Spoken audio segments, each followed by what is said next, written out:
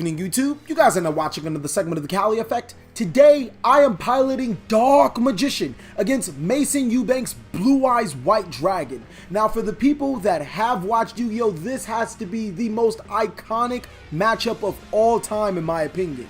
Mainly because if you grew up on the show, you always got to see Yugi's Dark Magician go against Seto Kaiba's Blue Eyes White Dragon. And now, I want to say 16 years later, both of these decks have a competitive edge of some sort and are very playable decks so long into the future. It's really awesome to see how these decks work. The Magician Rod is going to go ahead and add the Dark Magical Circle to my hand, and what Dark Magical Circle does is I get to look at the top 3 cards in my deck. I don't have to reveal them. And then I get to add a card that specifically lists Dark Magician in its card name. Furthermore, I get to replace the order of the cards in any way I want. This card gives me a really good advantage because it allows me to add Dark Magician cards to my deck, from my deck to my hand, as well as stack my deck to any appropriate cards that I like.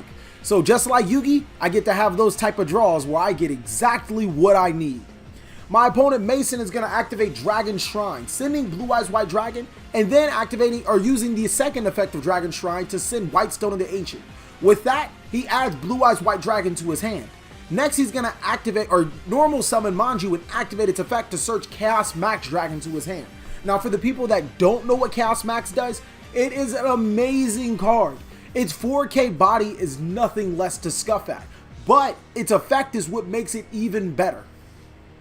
Blue Eyes Chaos Max cannot be targeted or destroyed by card effects, which means more often than not you have to destroy it by battle, and with 4,000 attack, it's really hard to get rid of. Most importantly, the Chaos Max can't be targeted, which is something that my Dark Magical Circle does to get rid of cards. For the people that don't know, Dark Magical Circle's second effect and most important effect is every time I summon a Dark Magician, I get to banish a card on my opponent's side of the field. Unfortunately, the Dark Magical Circle targets, so I can't get rid of the Chaos Max Dragon. It's a complete headache. Furthermore, he's going to activate Trade-In, discarding a Blue Eyes White Dragon to gain additional cards to his side of the field. Then he's going to return of the Dragon Lords to Blue Eyes White Dragon that he discarded. This is a headache. Swinging with the Chaos Max Dragon, the Manju, and the Blue Eyes White Dragon is going to put me down in the life points. And when I mean down and almost out. 1,200 life points to Mason's 8,000 could be the end of the game already. On top of that, he has a grand total of 8,400 on the board. So if I don't deal with that right now, I could very much lose the game within the next pending turn. So down to my Dark Magician. I'm going to activate my second copy of Dark Magical Circle. Then I'm going to add Dark Magician to my hand because I just so happen to show it with Dark Magical Circle.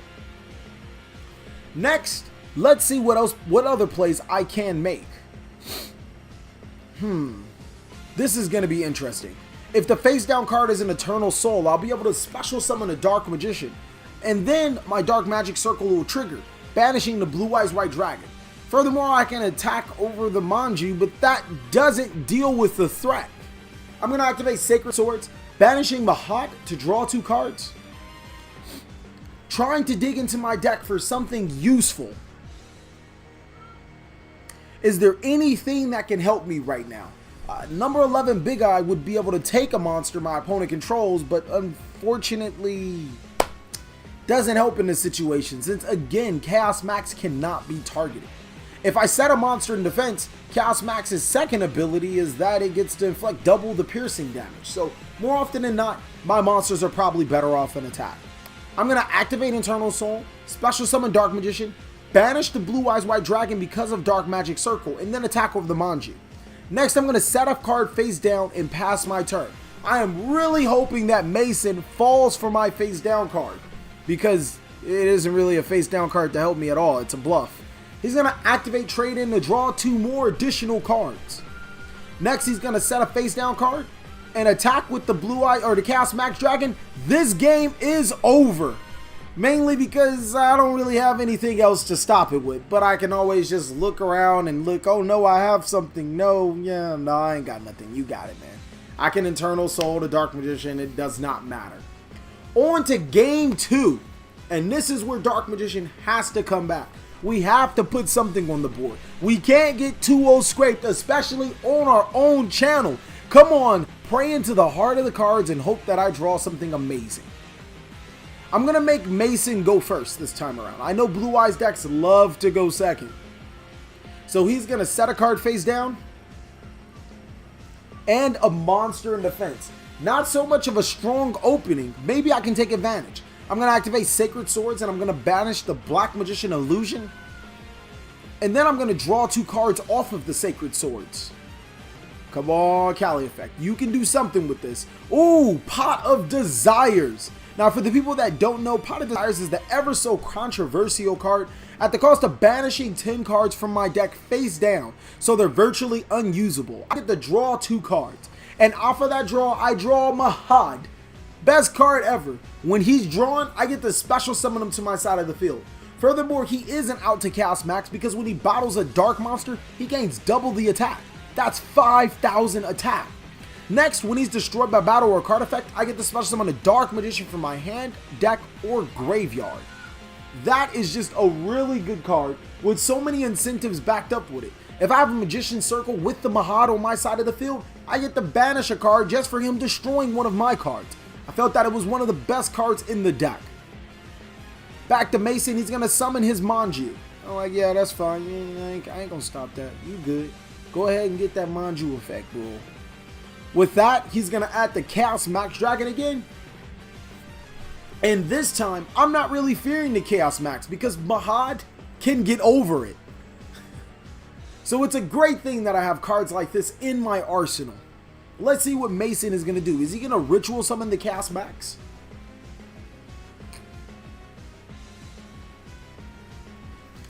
On to his turn. He's definitely thinking about his next move. And he passes it right back to me. That means he does not have the Ritual Spell card. I'm going to use the Mahad to attack into the face down monster. Ooh, it's a White Stone of the Ancients. Problem with that card is that White Stone of the Ancients allows him to special summon a Blue Eyes White Dragon from his deck to the side of the field. That can be a pretty big problem as my Mahad could be getting rid of and I can be in a pretty bad bind. I'm going to set another card face down and pass my turn back to Mason. He's going to special summon Blue Eyes White Dragon to his side of the field. 3,000 attack and enough to get over the Mahad. Next, back to his turn. He's debating on his move. He's drawing for his turn. He's thinking. This could be a pivotal part of the game. Whereas if he can summon the Chaos Max Dragon, I'm back staring at the exact same position I was in the beginning. That can be a really bad thing. He's going to activate the trade-in, and this time he's going to discard the Chaos Max. He doesn't have exactly what he needs, so he's digging to his deck for other resources. I really do like the Chaos Max build because, like I said, dealing with a 4,000 attack, untargeted, indestructible monster is extremely hard to deal with in itself. He's going to destroy my Mahad by battle, dropping me down to 7,500 life points, but now I get to summon Dark Magician, preventing me from taking any more damage from Maju because it is weaker than my Dark Magician. This card is just amazing. Like, look at him. He got so much swag. I love Dark Magician. He's just so cool. You know, just cool and Dark Magician-like and cool. Anyways, I don't think he has any more moves, so he's going to pass it back to my turn. And now I'm going to start setting off my combos. I'm going to activate the effects of Eternal Soul. And then I'm going to use the effect to search 1,000 Knives or Dark Magic Attack from my deck to my hand. I'm going to search Dark Magic Attack, and I am eyeing Mason's back row. This could be awesome. Furthermore, I'm going to use the Dark Magician Illusion to special summon himself since I activated a card on his turn. Next, I'm going to activate Dark Magic Attack, destroying all of his back row. This is awesome. So even if he did have cards for me or any bluffs whatsoever, I don't know what they are because I Dark Magic attacked him.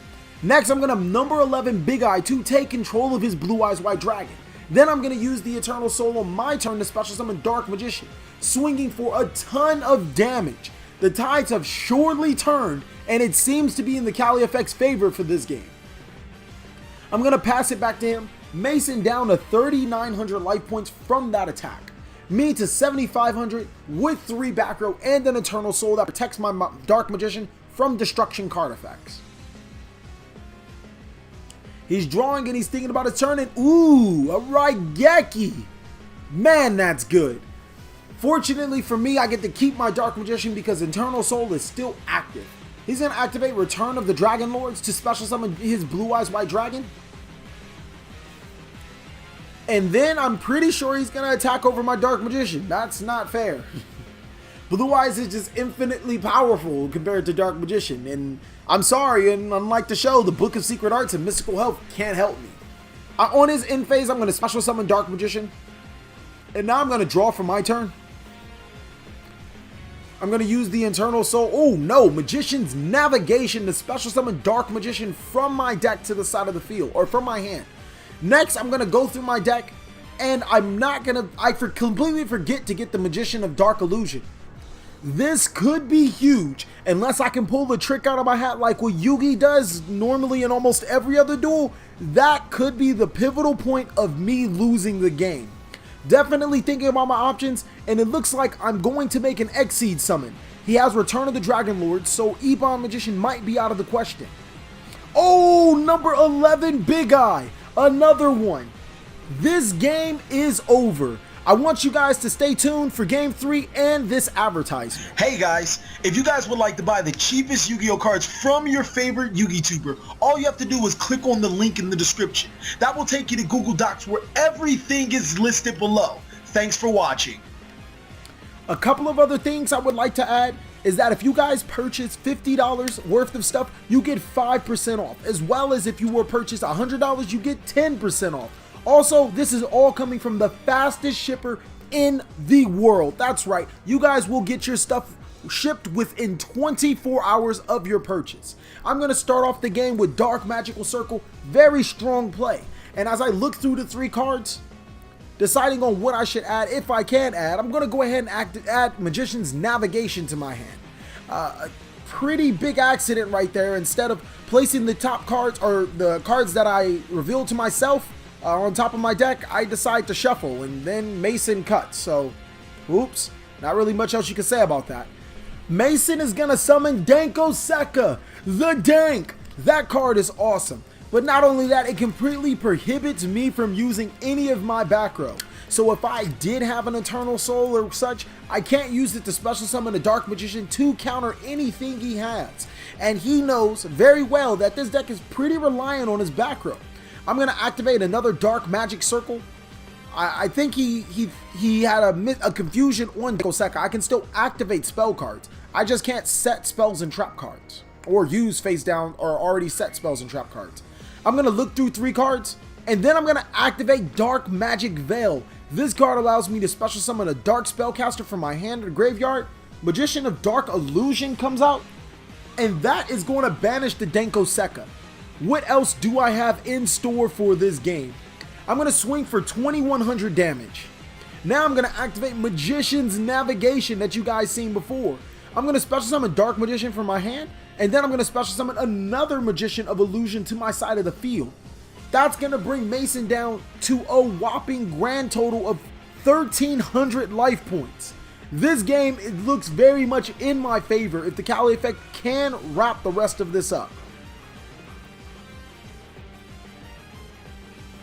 Going through my options, there's plenty of things I can do. After attacking with all my monsters, we're going to go ahead and make Ebon Illusion Magician, detaching the Dark Magician to special summon another one, and then I think I'm going to go ahead and make Red Eyes Flare Metal Dragon. And for the people that don't know, every time my opponent activates a card effect, they're going to take 500 damage as long as Red Eyes Flare Metal Dragon is on the field. So it could pretty much be game within 3 moves from my opponent. He's going to activate Trade In, take 500 damage. He knows risking 2 more effects will cost him the game. So he's going to go ahead and set some back row and then pass his turn. Unfortunately for him, my face down card is Eternal Soul. That's going to allow me to get Dark Magician back to my side of the field. Dark Magic Circle is going to activate, and now I get to banish his monster, which happens to be a White Stone of Legend. To my turn, I'm going to summon Magician's Rod to my side of the field. That's going to add me Dark Magic Attack. I don't know why I say it like that. It's just really cool.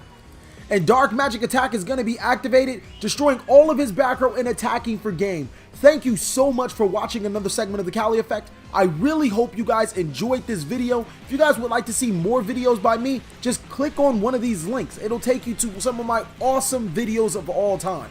Furthermore, if you guys want to buy the cheapest cards online from your favorite Yu-Gi tuber, as well as the fastest shipping on the planet, go ahead and check out my Google Docs. Also, there's a video inside of the Google Documents for the people that actually want to see what I have. Once again, thank you for watching. Please like, comment, subscribe, but most of all, enjoy.